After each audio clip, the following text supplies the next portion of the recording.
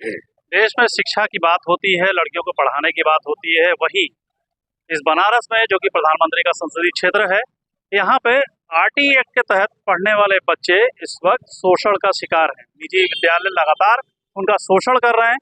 ऐसे ही आज सवेरे से एक वीडियो वायरल हो रही है जिसमें फीस मांगने का मामला सामने आ रहा है। जिनसे पैसा मांगा जा रहा है वो हमारे साथ मौजूद है। आइए उनसे बात करते हैं, क्या है पूरा मामला।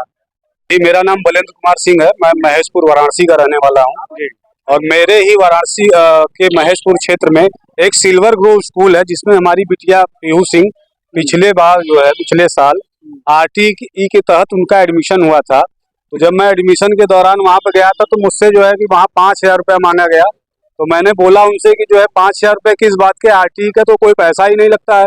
तो वो बोले कि अगर आप पैसा नहीं देंगे तो आपके बिटिया का एडमिशन नहीं होगा और आपकी बिटिया को हम यहाँ स्कूल में नहीं रखेंगे। तो फिर मजबूरन मुझे जो है 4500 रुपये उनको देना पड़ा। पिछले साल मैं 4500 रुपया दिया हूँ और मेरे पास रसीद भी है।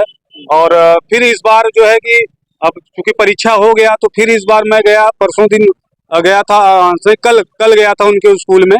तो एडमिशन के लिए मैं बात कर रहा था तो बोले कि इस बार तो हमने बढ़ा दिया है जो है आरटीई वाले बच्चों का, मैं 6,000 रुपया ले रहा हूँ, लेकिन आप अपने आदमी है, आप 4500 रुपया दे देना। तो मैं उनसे बोला, मैंने बहुत प्रार्थना की, मैं बहुत उनके सामने जो है गिड़गिड़ाया कि भाई हम लोग मध्यम वर्गीय परिवार के लोग हैं, हम 5,000 6,000 रुपये कहाँ से ला के देंगे। और जब आरटीई के तहत एडमिशन हुआ है, अगर तो बिटिया का एडमिशन फ्री में जब हुआ है तो आप क्यों पैसा मांग रहे हैं बार बार।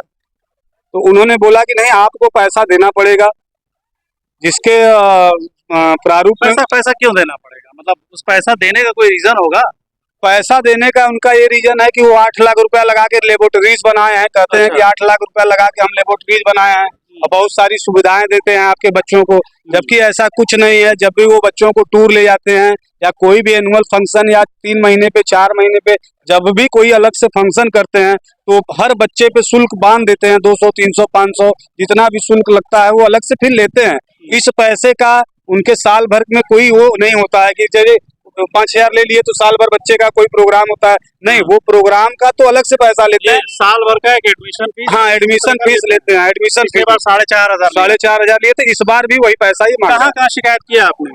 हमने जो है कि एक डीएम महोदय जी को शिकायत किया है, एक बेसिक शिक्षा अधिकारी जी को, और माननीय मुख्यमंत्री जी के पोर्टल पे भी डाला है। क्या आश्वासन मिला बीएसए ऑफिस से आश्वासन मिला है कि जो है इसकी जांच की जाएगी और मुझे न्याय दिलाया जाएगा, और डीएम महोदय जी के यहाँ भी से यही आश्वासन मिला है।